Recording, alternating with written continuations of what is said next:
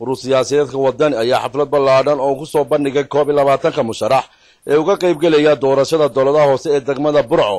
kana soo qayb galeen mas'uuliyiinta sare ururkaasi oo horkacaya gudoomiyaha urur siyaasadeedka wadani xildhibaano waxgarad iyo taageerayaal badan ku qabtay maanta hotel Ramad ee magaalada Burco gudoomiyaha urur siyaasadeedka wadani ana gudoomiyaha golaha wakiilada Soomaaliland Cabdiraxmaan Maxamed Cabdilaahi Cirro oo ka hadlay xafladaasi ayaa xusay inuu ku faraxsan yahay kuna kalsoon yahay musharaxiinta uu soo bandhigay ururkiisu maanta farxad gaar ah inoo tahay aniga iyo wafdigaan hogaaminayay inaanu maanta Burco joogno oo aanu ka qayb galno munaasabadan weyn ee lagu soo bandhigay 22 xubnood ee xulka ahaa ee Burco iska soo dooratay ee u rabtay golaha deegaanka waxaan malaynayaa hablihii iyo raggii Burco ku faanaysay way ku jiraan maayarka magaalada maayaradii hore magaalada maayar ku xigeenadii magaalada odayaashii ugu cuslaa culimadii dhalinyaradii haweenkii intuba way ku jiraan oo qaybaha kala duwan ee bulshada reer Burco inta kale leeyihiin waxa weeye inay reer Burco yihiin oo ay astaan gaar ah lahayn maayarka degmada Burco Maxamuud Lagalaab oo ka mid ah musharaxiinta ururka wadani oo ka hadlay madashaasi ayaa waxa uu yiri anigu waxaan ahaa kulli aniga iyo niman badan oo halka fadhiya udub markii barnaamijkii isbedelay ee bahalkii bedelmay waxay noqotay in waliba inuu meel ku biiro anagu markii intayadaas aanu tashanay ee ahayn golo deegaankii hore waxaanu go'aansanay inaan ku biiro ururkan musharaxiintan uu maanta soo bandhigay ururka wadani oo iyaguna goobtaasi ka hadlay ayaa ballan qaaday haddii ay guuleystaan inay ka shaqayn doonaan horumarka bulshada una shaqayn doonaan si daacada ayaduna waa dhibta Allah insha Allah laga gudbi doono marka insha Allah waxaan rajaynayaa inaanu anaguna dadaal ka sameeyno xisbiguna uu nala dadaali idinkuna waa nala dadaali doontaan gamcahaynu isqabsan dhalinyaradan iyo haweenkana wada musharaxiintayada sida ay maanta noo keeneen inay meel walba nala galaan oo ay nala wadaan oo xisbiga annaga noogu iliyaan ay ka xuseen markaa ururkan aynu ka tirsannahay dad badan baa waxay ku wadaan cadaadis habeenada dhawada waxa maqlaysan in la yiraahdo Cali Guray oo leeyahay lagu mudaaraado ninka aynkaalihi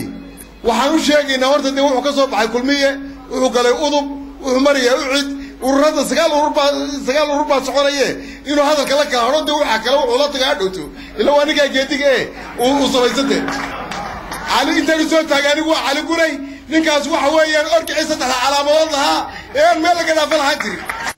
xafladan oo si weyn loo soo agaasimay ayaa waxa ka hadlay xubno badan oo isugu jira xildhibaano waxgarad haween cuqaal iyo dhalinyaro kuwaas oo dhamaantood tilmaamay sida ay taageeradooda ula garab joogi doonaan ururka wadani si weyn loo soo agaasimay ayaa waxa ka hadlay xubno badan oo isugu jira xildhibaano waxgarad haween cuqaal iyo dhalinyaro kuwaas oo dhamaantood tilmaamay sida ay taageeradooda ula garab joogi doonaan ururka wadani waa maalin sharaf u leh farxadna waa urur siyaasadeedka wadani kana mida maalmihii uu u socday mid ka mida oo ahayd inuu maanta kale yimaado halkan isaga oo musharaxiintiisii degmo walba madax ka kow u tirinaya dhamaystirayana 23 degmo doorasho ee jamhuuriyadda Soomaaliland ay leedahay microscope aanu ahayn ee gudoomiye Cabdiraxmaan ay naqaano hoggaankiisa Ilaahay subhanahu wa ta'ala waxaanu rajaynayaa xildhibaanadan halkan fadhiya inuu Ilaahay subhanahu wa ta'ala guusha gacantooda geliyo innaguna aynu noqono garbihii ay ku duulayeen inay ka soo qayb galaan ayaan uga mahad celinayna waxa weeyaan waxaan leeyahay musharaxiinta cusub waxaan leeyahay hambalyo ayaan idin leeyahay xilka Allah idin gargaaro qaban doontaan bulshadan u qaban doontaan tartanka geli doontaan waxaan Ilaahay ka rajaynayaa kuwii ku guuleysta ururkana waxaan u rajaynayaa kii isaguna guuleysta ee soo baxa ee ka mid noqda ururada soo baxa ee asxaabta qaranka ka koowaad ee labadii xusbi ku kicinayeen waxay inooga dambeeyay waxyaabo badan guushii waynu gaadhnay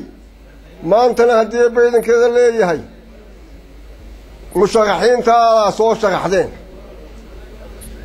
waxaa la idinka rajaynayaa inay idin soo wada baxdo